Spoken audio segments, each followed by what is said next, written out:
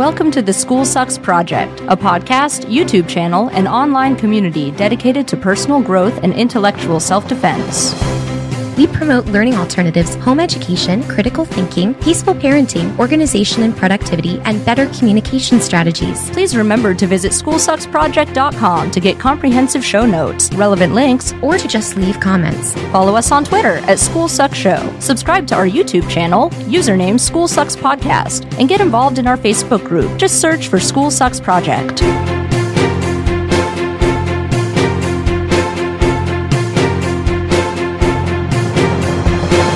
Hey everybody, this is Brett. Welcome back to School Sucks. Today is January 9th. Do you know that right on the front page of our website, schoolsucksproject.com, it says that we strive to provide young people with the building blocks of intellectual, financial, and lifestyle independence.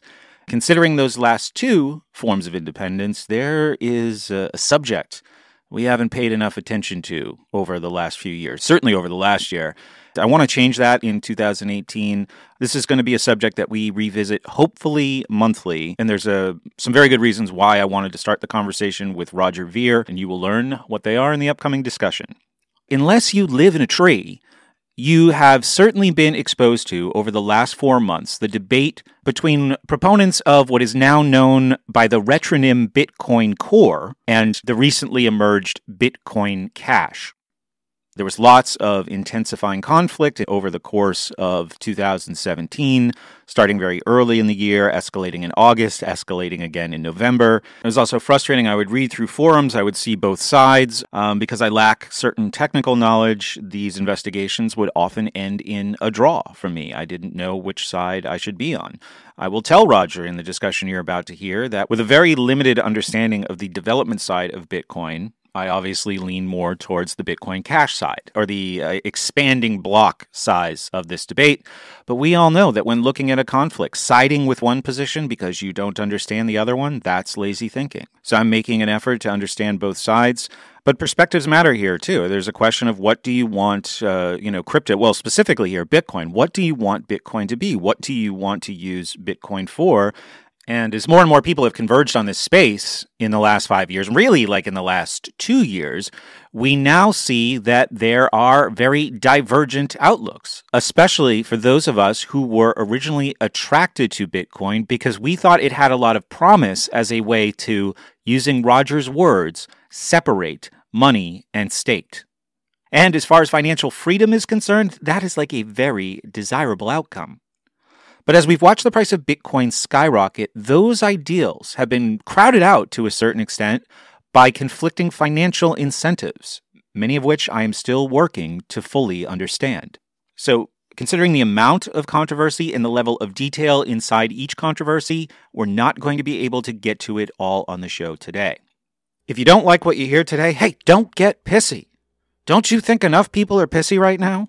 Suggest somebody you'd like to hear me talk to about this. Like I said, this is an ongoing conversation. It was important for me to start with Roger because I have a ton of respect and appreciation for what he's done.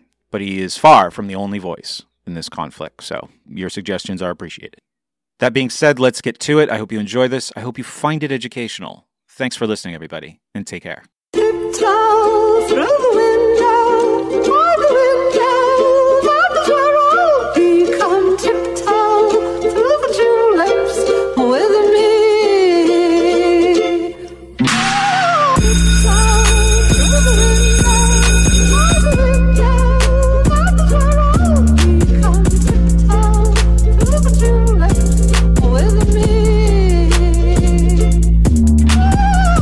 You know, I was sharing with some people in my audience that I was going to have you on, and many were very pleased and impressed that I had attracted such a high-profile guest, especially right now in the midst of this conflict and all this attention in the crypto world. There's at least a segment of my audience that would be interested in a little history here, though. Was the Ridiculous Wheels Off Liberty podcast actually the bridge that brings us together? Is that how you first heard about School Sucks? It very well may be. It was either there or Free Talk Live. I was an avid listener of both around that time. So, I've listened to your own podcast, the School Sucks podcast, of course. It's been a few years because I've been busy with Bitcoin stuff, but I've always enjoyed every episode of your podcast that I've listened to as well. Awesome. So I'm also glad that you mentioned Free Talk Live, because I wanted to give a little background and share with my audience and maybe even people beyond my audience why you're here today. So this is going to illustrate what my perspective is, but it's going to reveal a little bias on my part. I think I first heard about you maybe 6 years ago. If I remember correctly, you started sponsoring Free Talk Live with your company, Memory Dealers, and around that time you started to get involved in Bitcoin. Is that timeline about right? Yeah, I think actually it's I started sponsoring Free Talk Live before Bitcoin, so it's probably been 8 or 9 years, maybe even 10 Absolutely. at this point.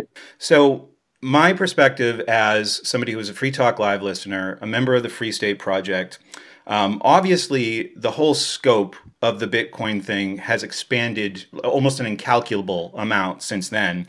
But you were a person who came to Free State Project's events, came to the Free Talk Live airwaves, and you introduced this technology to, the anarcho-capitalist, voluntarist, libertarian community, and you put a tremendous amount of work into promoting it. And then, of course, in the last 6 years, many people that I know, I've seen this firsthand, have experienced significant increases in financial freedom, lifestyle freedom. Those are two of the things that we talk about on School Sucks. And, I think you get a lot of credit for that.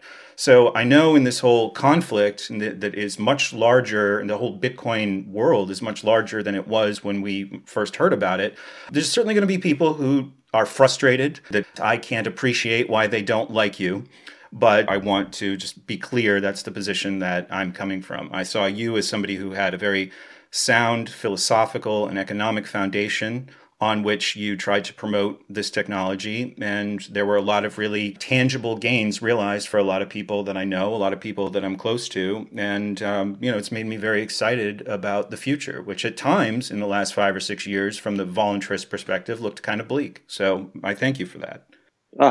No need to thank me. It's been fun for me. And, you only get one life, and it goes by very, very quickly. So I want to work as fast and hard as I possibly can to make the world a better and freer place as quickly as we possibly can. And before Bitcoin came along and cryptocurrencies came along, the future did look bleak. There didn't really seem to be an answer to this solution of government controlling more and more aspects of people's lives. And then when Bitcoin came along, suddenly there was this, magic tool that we can use to reduce the amount of control that governments have over all aspects of all people's lives in every country around the world. And I was a signer for the Free State Project for years and years and years. I don't even know how many years ago I signed up for that now. And that was, in my view, the most exciting tool to bring more freedom to at least one little tiny corner of the world.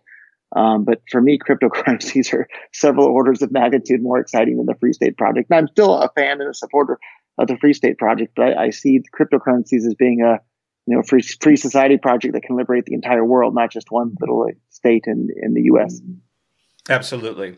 So, okay, Roger, that's the warm and fuzzy part. There's a lot of people here who definitely owe you and others a lot for your promotion of this technology.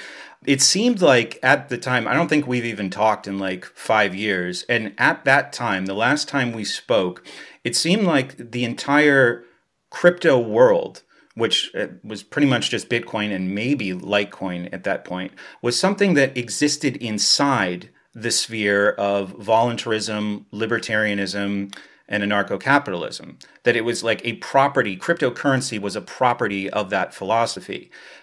What's obviously been revealed in the last 5 or 6 years is a kind of Venn diagram between the Bitcoin world or the crypto world and the voluntarist world, and it's kind of separating into two distinct spheres. There's obviously still plenty of overlap, but there are people who are deeply involved in Bitcoin on the mining side, on the development side, who have different goals, different needs, different political and economic guiding philosophies. And it seems like since maybe the block debate, block size debate started, maybe as long as 5 years ago, there are two distinct camps. One that is, I think your side, that is more in line of what my goals and needs for Bitcoin originally were, and another side that I don't understand as well, that is more technical And my history here is like when a lot of this was heating up throughout November, when the SegWit 2X didn't happen, and it seemed like there was an increasing amount of acrimony. I came home, I quickly tried to catch up on everything that had happened in this debate. It was very easy for me to kind of side with you that Bitcoin Cash is the real Bitcoin. I don't want to say the real Bitcoin, but what was most in line with Satoshi's vision and what was most in line with my needs and goals for it when I originally heard about it, what attracted a lot of us to it back when it first appeared in 2011. But the problem is many of us, myself included, have very little technical knowledge, especially compared to the people who are on the mining side, the people who are on the development side, a lot of the people who are obviously on the opposing side to yours, the block stream. So I want to try and understand the split that's happening right now. And I guess the best way to do that would be to ask you to create, a strong argument, a kind of steelman argument of the Bitcoin core side. How would you describe that? Sure. So the strongest argument that I think that the Bitcoin core side has is that if we allow the block size to be determined by the market, it will increase to such an extent that normal people won't be able to run full nodes. And if fewer people are running full nodes at home, it will make it easier for governments to shut down Bitcoin worldwide. And that's their fear. And of course, I share their fear. I don't want Bitcoin to be shut down worldwide, but that's the gist of their argument, is that people aren't able to run full nodes themselves because the hardware is too expensive, because the free market decided to make a block size that was bigger than what people could run on home hardware. Then the government would be able to shut down all these nodes around the world because they'd be at, businesses and data centers and things like that. Okay, so let's kind of go back and we'll do some history and some introduction here. And I'm going to start with a very novice question. Why does the block size or block space demand, why do these things matter in this whole debate? So when I first heard about Bitcoin, maybe one person somewhere in the world was making a Bitcoin transaction every 30 seconds or once a minute or something like that. And now today, millions and millions of people all over the world are trying to use Bitcoin. And the Bitcoin network can only support about 3 people using Bitcoin per second worldwide. And the reason it can only support 3 people per second worldwide is because all those transactions have to be included in a block. And that block is limited by people that decided that they know what the correct block size is. They limited it to 1 megabyte. And in 1 megabyte worth of block space, you can fit around 2,000 transactions. And that works out to about 3 transactions a second. And so the solution from my point of view, and from many, many other people's point of view, and from Satoshi Nakamoto's point of view, the creator of Bitcoin, is just to allow the blocks to become bigger as more and more people start to use Bitcoin. So if the blocks, instead of being 1 megabyte each, are allowed to be 2 megabytes or 10 megabytes or 20 megabytes or even gigabytes or terabytes someday, that allows people all over the world to use Bitcoin, and the transactions will be just like the Bitcoin network operated when I first started spreading Bitcoin to people. Most transactions were basically free and they were basically instant. And so this Bitcoin core team have intentionally made Bitcoin transactions slow, unreliable, and expensive in terms of fees. And if you have a product that's slow, expensive, and unreliable, people are going to seek out alternatives. And that's why we've seen people start to use things like Bitcoin Cash and Ethereum and Dash and all these other ones out there. So you think this is intentional, that the core side has done this? It's absolutely intentional. You can read their own words. They openly say that they want the Bitcoin network to have high fees and full blocks. And a direct result of the blocks being full makes the transactions unreliable because everybody's in a bidding war for space within that block. And you don't know what the other people that are going to bid right after you broadcast your transaction are going to bid. So you might get, even if you think you're going to be at the front of the line for inclusion in a block, 2 seconds later, if a bunch of people bid more than you, you're now, farther back in the line. And so they've openly said that they want to have this fee market where the fees are high and the transactions are unreliable because of it. So, if that's their stated goal, which it is, they've succeeded in that. And for any businessman, you realize that you want transactions to be fast, cheap, and reliable. And that's the vision for Bitcoin Cash. And unlike the Bitcoin core people who basically have central planning in regards to the amount of block space to be produced, they've decided that 1 megabyte is the correct amount of block space to produce. Whereas I think anybody that studies some economics realizes that we don't know the right amount of block space to produce. The people that are paying for the block space And the people that are producing the block space are the ones that need to determine what the correct amount is based on the amount that people are willing to pay for it and based on the amount of money and effort it costs to produce that block space. So you have central planners versus people advocating that the free market decide how much block space to be produced. And you have people that want Bitcoin to be slow, expensive, and unreliable, and people like myself that want it to be fast, cheap, and reliable and usable for everybody all over the world. And for me, it doesn't seem to be a tough decision at all which one of those two versions of Bitcoin is more useful. And I guess one other final thing I'd like to point out is that you have the Bitcoin Cash side of this debate that supports free and open and vigorous discussion on these issues and allow people to speak their minds and say what they think. And on the Bitcoin Core side, they are engaged in, I don't know if censorship is necessarily the right word, but they will literally, on the discussion platforms that they control, they will literally delete anybody's post that isn't in agreement with their vision for the future of Bitcoin. Whereas on, Bitcoin.com, a website I control, people are on there and they can say all sorts of mean and nasty things about me, and I don't delete their posts. I'll refute it with logic and evidence and reason. But I support people being able to engage in free and open dialogue about these issues. The Bitcoin Core people clearly do not.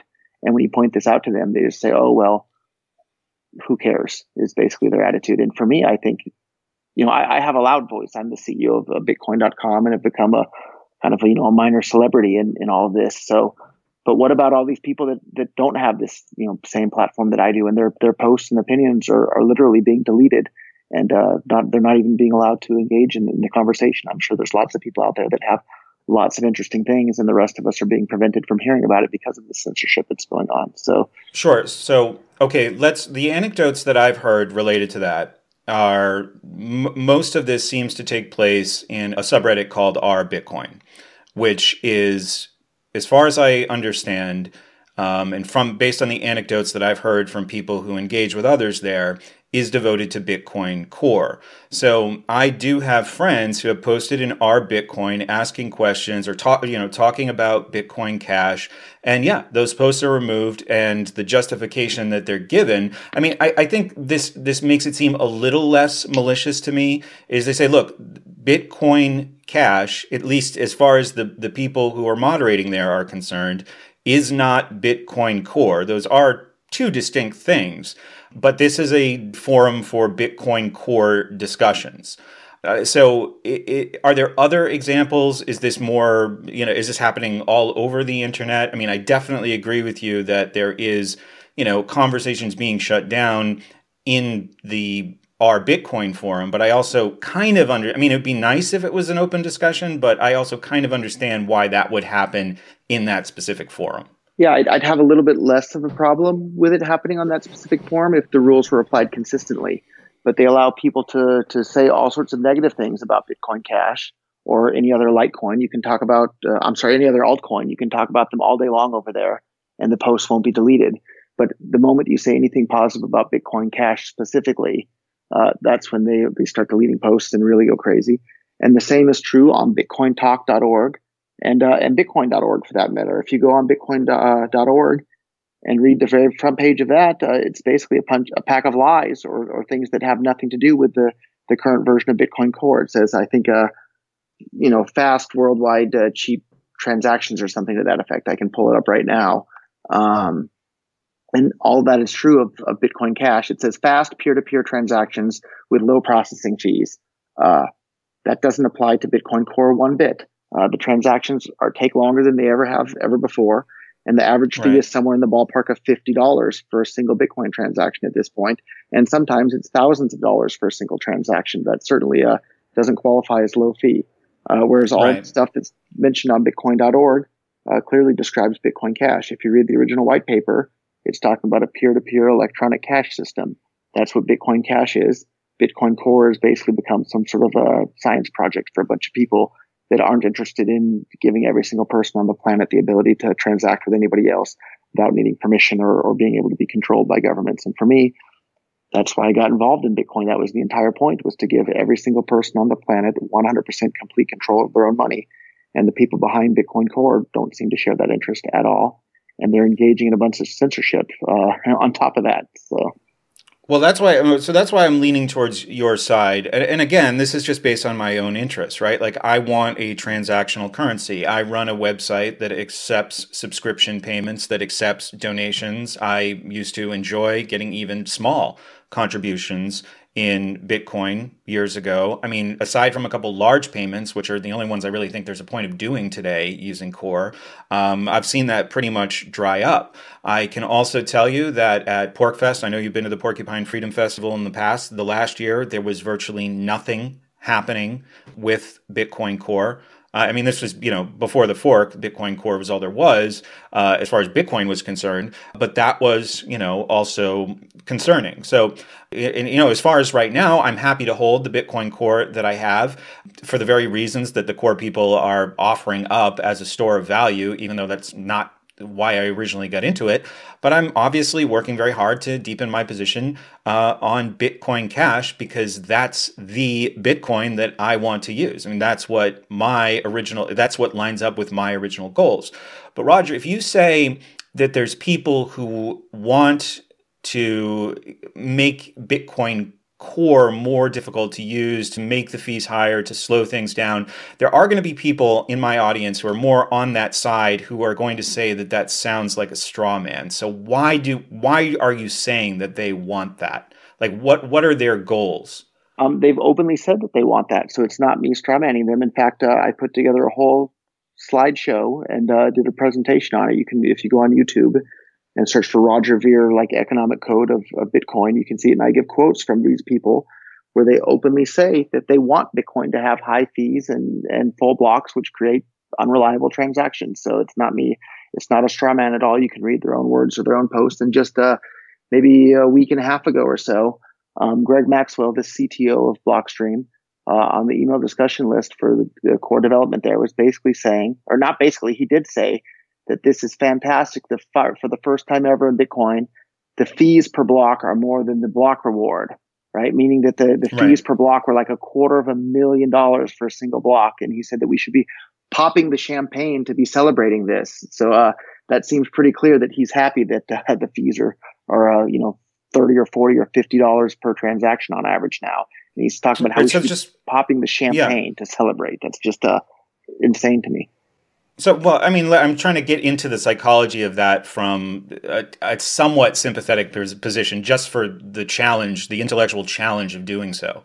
Why would they want this? Like, they must have some kind of, even if you think that this is wrong, and even if I agree with you, they must have some kind of benevolent goal that they put out in front of that, right? That this is good for something. Sure, I can tell you exactly what their reasoning is there. So, in more than 120 years into the future, the Bitcoin block reward will go to zero, and there will no longer be a block reward for just simply mining a block. And at that point, more than 120 years into the future, the incentive to keep the miners mining on the Bitcoin network will have to be the fees that are paid by the users of the Bitcoin network. So this is 120 years in the future.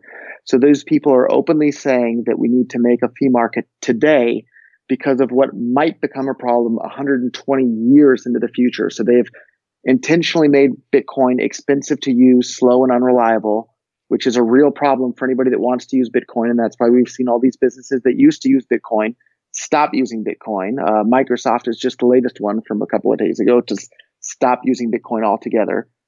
They've created this problem today in an attempt to solve something that might possibly maybe become a problem 120 years into the future. And for any businessman, I think you realize that you should deal with the problems that you have today. And you can deal with the problems that are coming 120 years into the future. You can deal with those later.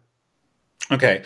So let's transition a little. Let's actually, I'd want to connect this to the next topic through talking about SegWit a little bit. The same people saying this, that was the side of this conflict that developed segregated witness. Is that correct? That's basically right, yeah. Okay. So I want to get a sense of how you feel about that, but isn't the goal of segregated witness, this is basically what's called the soft fork is the right term, that it can just add like a software layer without doing a hard fork. It's just a kind of update in very simple terms. Is that fair? That's what they marketed it as, but it turned out in reality it didn't. It resulted in a contentious hard fork. Right now we have Bitcoin Cash and Bitcoin Core, which was the exact thing that they were claiming that they didn't want to have happen. And that's why they pushed segregated witness so hard.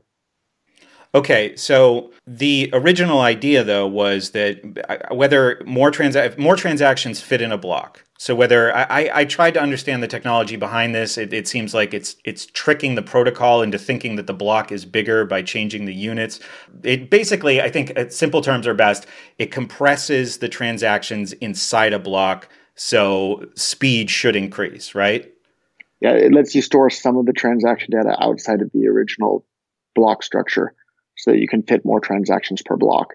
But that only happens if a bunch of people adopt it and start making segregated witness transactions. And at the moment, now that segregated witness has been activated for months and months, I think only 8% of the network transactions are segregated witness transactions. And so we've seen about, 4 or 5% increase in the block size. So that's whereas we needed to have much more capacity already, and that's why we've seen Bitcoin go from basically 100% market share in the cryptocurrency ecosystem now to around 30-something% market share, and headed down even lower.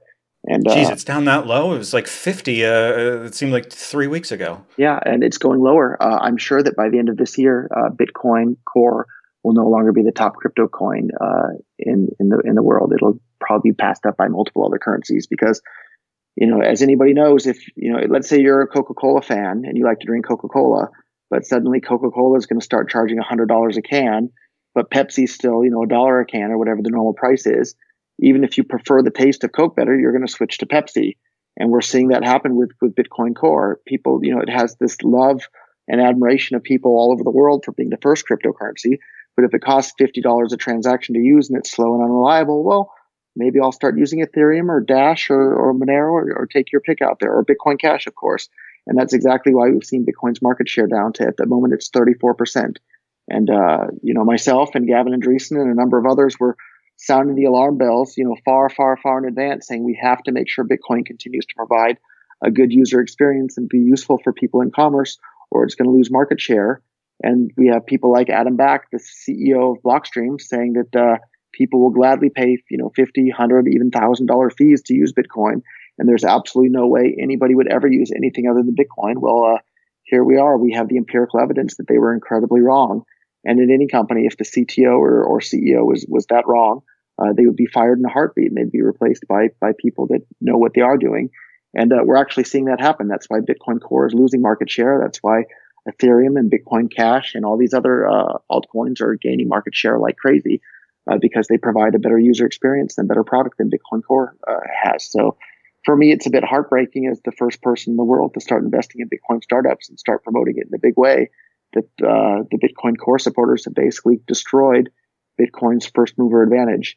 And so now these altcoins are going to battle it out. But the good news is at the end of the day, we're still going to be able to liberate the world and give everybody on the planet the ability to use money that's beyond the control of any government. And that's a really exciting thing. But it's sad that it didn't wind up being the original Bitcoin. They've destroyed its first mover advantage. Yeah, I mean, when we go back to SegWit, when you first were introduced to this idea, how did you feel about it? When I first heard about it, I was a little bit annoyed, not because of the technology. I was annoyed because there was this scaling conference scheduled for Hong Kong, and people from all over the world, including myself, flew all the way over to Hong Kong. So people came from the US, people came from Europe, people came from all over the world. And, Hong Kong's far from most of the rest of the world. And the entire point of this conference was to discuss how to scale Bitcoin to allow people all over the world to use it. And so we showed up at that conference with the idea of let's all get together and figure out how we're going to do that. And instead of that happening, the Blockstream high priests said, here, we have provided you this solution. We've already decided it's segregated witness. And here's how it's going to be done. And there is no reason for you to even fly to Hong Kong because we've already decided what we're going to do. And you're just lucky enough for us to be able to tell you what we're going to do. So I think myself and a lot of other people at that conference were a bit annoyed. Why was this kept secret the whole time and then just bestowed to us from on high at that point?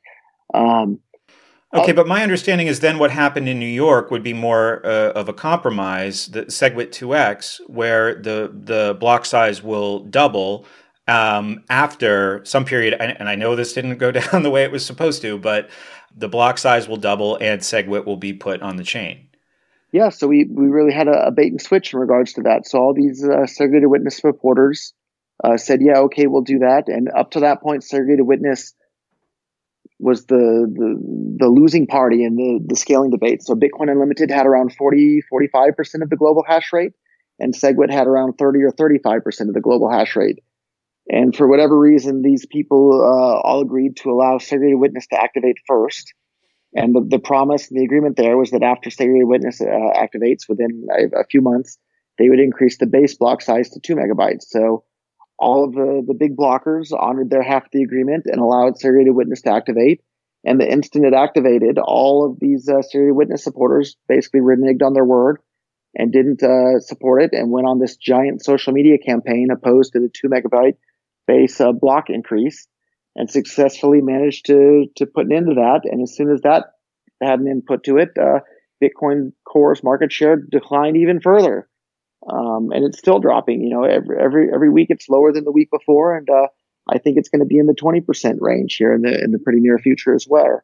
And if you thought was their argument that this is something that just needs to be delayed, like we're not ready to do this, or we're not doing this, we're not increasing the block? And because I don't want to, it's very easy as a layperson for me to jump to a conspiracy theory about Blockstream. You can't avoid the fact that most of their technology seems to depend on the block size staying what it is.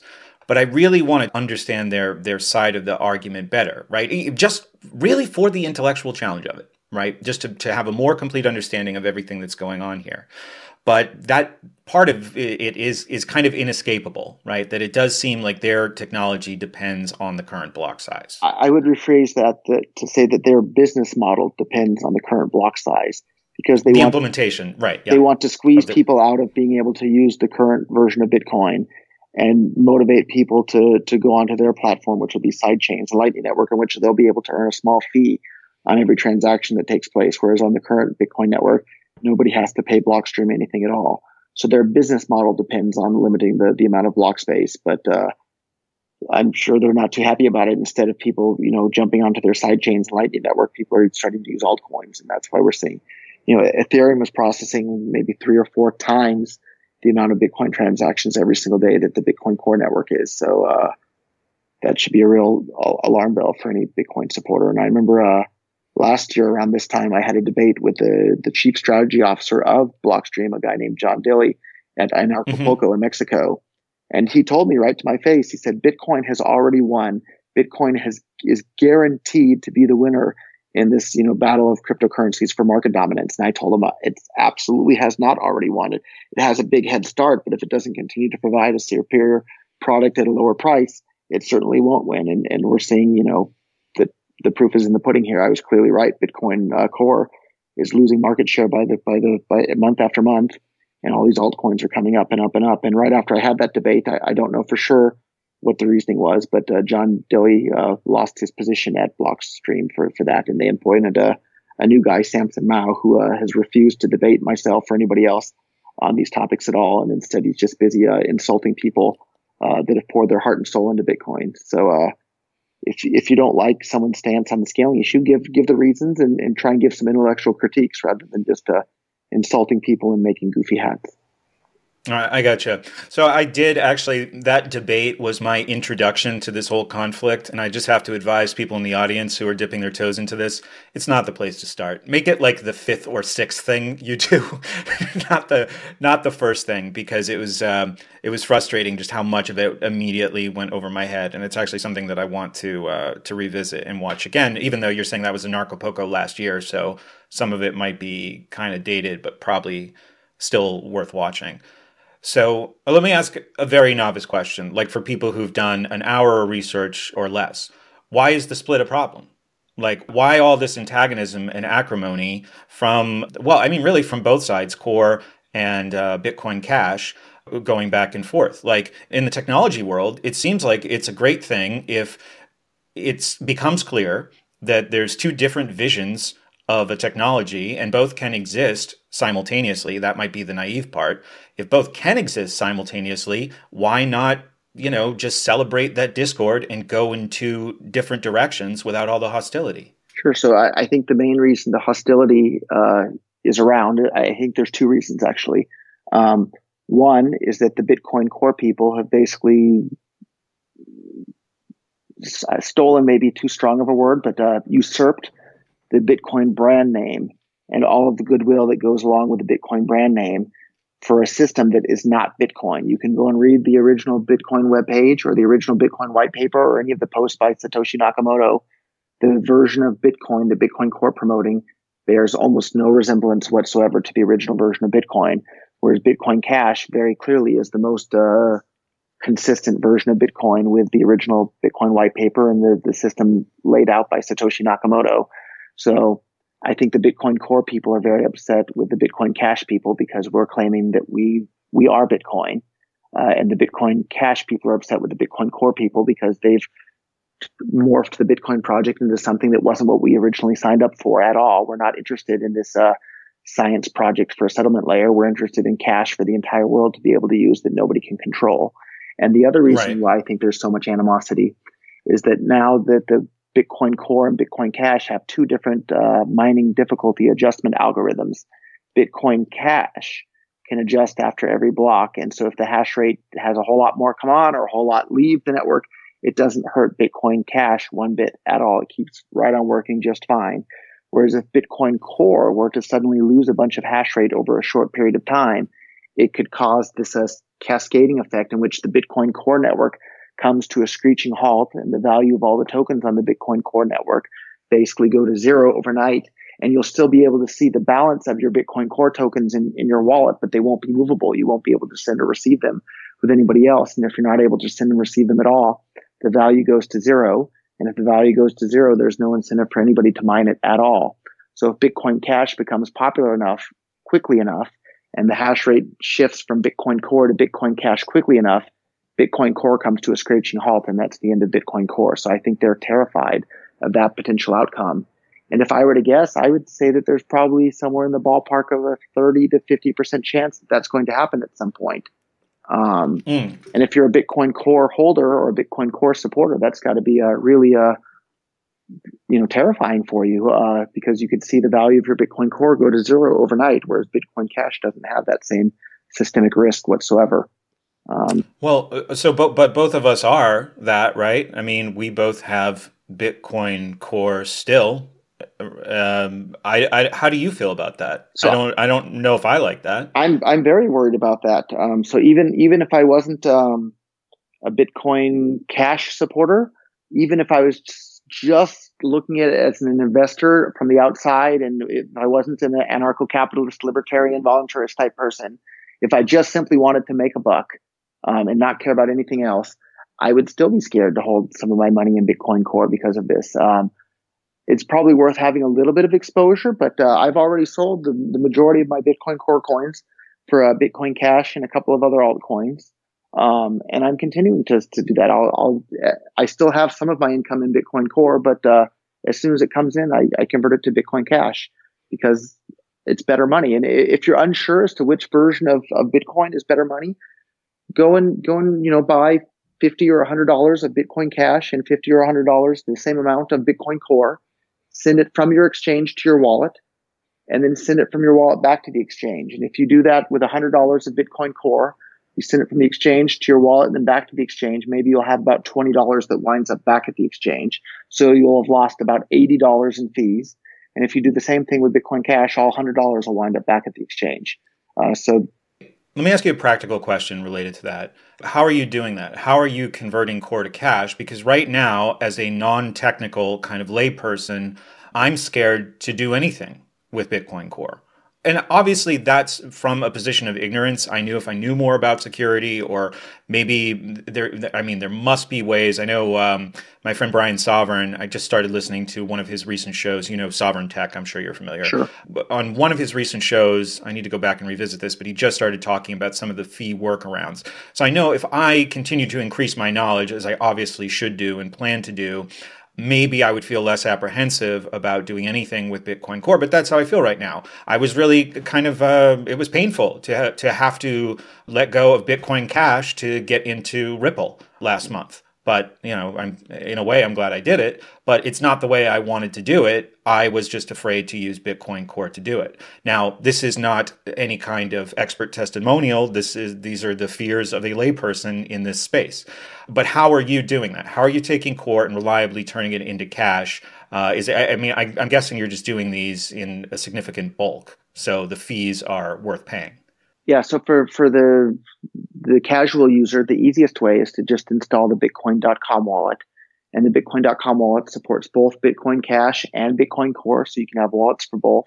And they derive the addresses for both versions of Bitcoin from the same seed, which means if you have an address for Bitcoin Cash, it's also an address for Bitcoin Core. So if you make a mistake and accidentally send Bitcoin Cash to your Bitcoin Core address, the money still winds up in your wallet. So it makes it really safe and easy for people to deal with both Bitcoin Cash and Bitcoin Core. But what we've done is right there in the wallet, we've integrated a company called Shapeshift, which is the company that's founded, and the CEO is another Free State Project member, Eric Voorhees. Yep. And it allows you very, very easily to convert your Bitcoin Core coins into Bitcoin Cash coins right from within your wallet. And that's probably the easiest way right there. Or you can go to shapeshift.io on their website as well. And if you have Bitcoin Core somewhere in a wallet, you can send it to that website, and then they will send the Bitcoin Cash directly to whatever wallet you specify to receive the Bitcoin Cash at. And obviously, I'm a little bit biased because Bitcoin.com is my wallet, but the Right. general consensus of the community out there of people that are using Bitcoin Cash is they think that we have the easiest Bitcoin Cash wallet to use out there. And even if I wasn't the owner, I think that that's probably factually still the case. And the nice thing about cryptocurrency wallets is you can have as many ones as you want. So the other competitors to the Bitcoin.com Bitcoin Cash wallet would be Electron Cash. I think the BitPay wallet supports it now as well. And so there's a couple of others. So feel free to try them all out and see which ones you like. But we have a couple of developers working full time on the Bitcoin.com wallet. So it's really improving quickly. So I would urge people to give it a try. Okay, quick note. BitPay was a company that you were involved in as an investor, and maybe beyond that in the early days. Yeah, I was an investor in BitPay and helped them, spread Bitcoin to the world. And they're one of the biggest merchant processors in the entire world. And they, for the longest time, they were a Bitcoin only company. And it wasn't until the Bitcoin Core supporters successfully made Bitcoin slow, expensive, and unreliable that BitPay just announced maybe 2 weeks ago that they're now going to be integrating altcoins. And I'm sure Bitcoin Cash is at the very top of their list of things. Right. So this is actually part of the timing of why I wanted to have you on right now, because that's big news for Bitcoin Cash if that happens.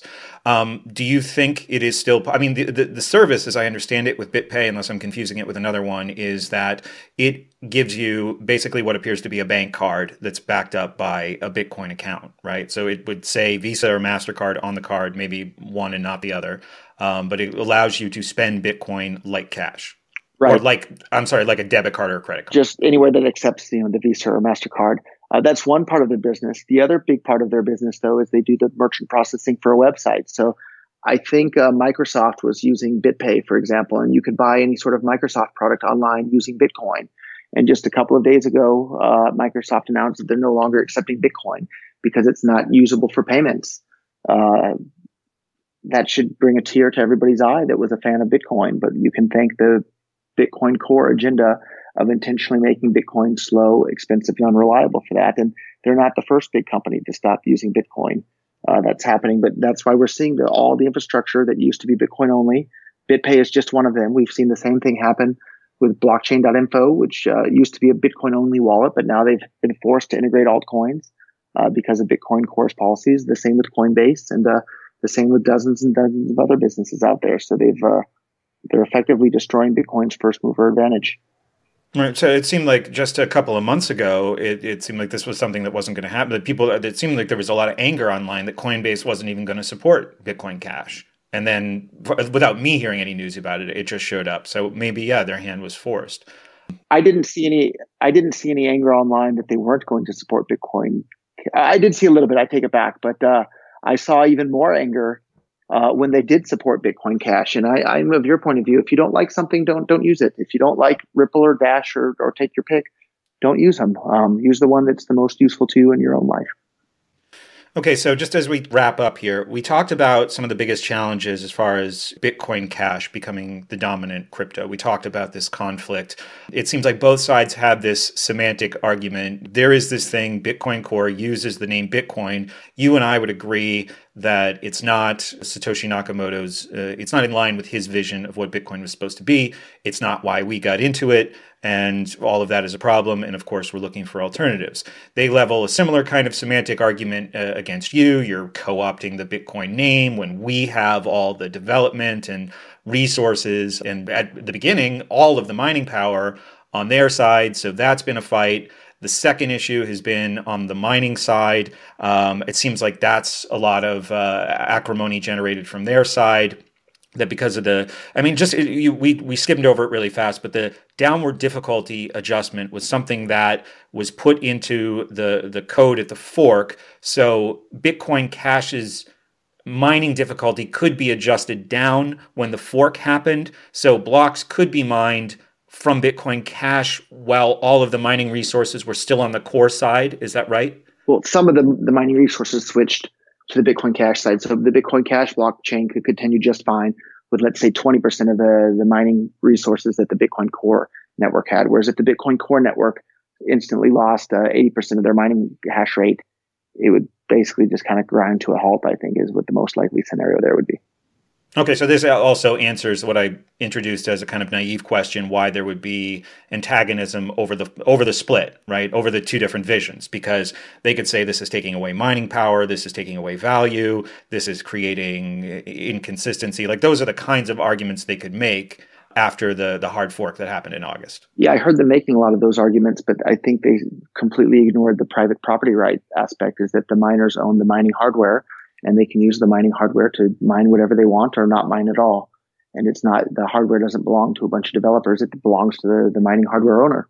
And those are, thousands or tens of thousands or maybe hundreds of thousands of people around the world. I gotcha. So final question. Are you worried at all about Bitcoin Core possibly changing direction in the future and actually implementing 2x at some point down the road? If not, why are you confident they won't? And if they do, what would that mean for Bitcoin Cash? No, I'm not worried about them doing the right thing at all. If they do the right thing, hooray. What I am worried about and frustrated about and sad about is that we've lost years and years of adoption because of this stupid civil war.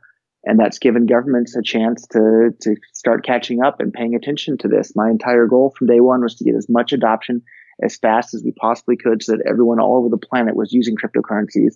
And at that point, it would be too late for governments to come in and try and control it and clamp down on it. Whereas now we're looking at governments really coming in and scrambling to catch back up and regulate this whole thing and control it and, maybe prevent cryptocurrencies from undermining central banks and government issued money and that sort of thing. And that's a real shame. And I know firsthand directly of knowledge of companies that had, more than 100 million users that were looking at integrating Bitcoin years ago and put that integration completely on hold because of the scaling debate. Because if they had brought all their users online, the network wouldn't have been able to handle it with the 1 megabyte blocks. So we've lost years and years of user adoption. I hear all these Bitcoin Core people saying, well, look at the price of Bitcoin. It's at an all-time high. For anybody that's read Frederick Bastiat, you have to realize that you have to look not only at what's seen, but you have to look at what's unseen. And what's unseen here is, what if these companies with 100 million users apiece had integrated Bitcoin into their platforms and given all of their users Bitcoin wallets? What would the price of Bitcoin been at that point? Maybe it would have been $200,000 or even higher. It's really hard to know, but we can be sure that the amount of users around the world and the amount of adoption would be much higher than it wound up being, because all these companies put those integrations on hold because of the block size debate and people intentionally limiting the scalability of Bitcoin. Absolutely. And having that economic or that political philosophy really, for me, informs a lot of the emotions around this. Like we talked about those two Venn diagrams that are growing apart, but, for me, having this as a transactional currency, or as you've said in several places, and I really appreciate you continuing to reiterate this on platforms like Dave Rubin. We're talking about the separation of state and money. That's what excited a lot of us about this. And there's a lot of people in this space who just don't share that vision, or it's not at the same level on their list of priorities.